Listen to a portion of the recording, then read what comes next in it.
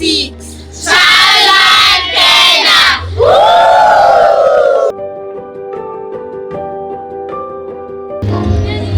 My name is Achildren and I am from St. Covenant Church, Abaana. I want to tell you that, my fellow children, if you need help, don't be silent. Just talk to your teacher, parents, or if you need more help, you can just dial 116. That is the helpline Childline Kenya. Usaidizi unaweza uliza nani? Mzazi. Abaana. Au guardian. Abaana. Basi unaweza dial 116. Hiyo sasa ndio inafanya. Hiyo ni Childline Kenya. Inasaidia nani? Inasaidia watoto. Oh, 116 Childline Kenya. Brandi, tuambie ni mambo gani usumbua watoto?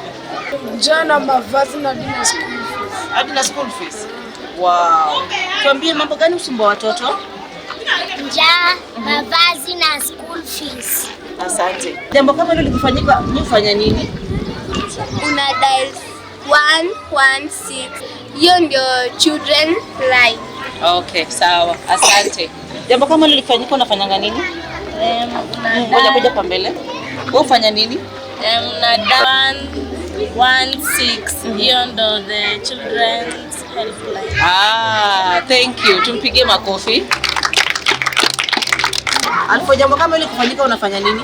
Una dial 116. 116 ndio nini? Children's.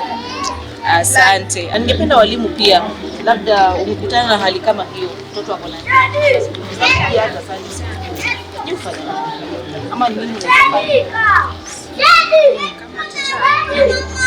Kwanza nitachukua nende first. Sasa niambia either ni hiyo njama school fees ama ni kazi tutachukua kuja kwa church, maybe niongee na pastors ama na committee ya church. Mtoto tunasaidia huyo mtoto mmoja wetu tuelewe.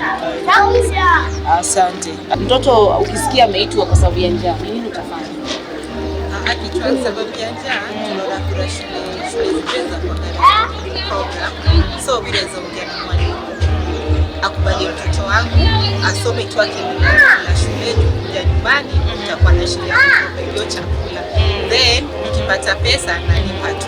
So asipia anamfukuza juu, akimfukuza kuja nyumbani hata yule haso. So it's better ngangane sapa lunch nikijua mtoto wako shule atakula, na at the end of the month nitakakamua hata tukibaliana nikunalipa pesa kidogo mtoto wako shule. Asante sana.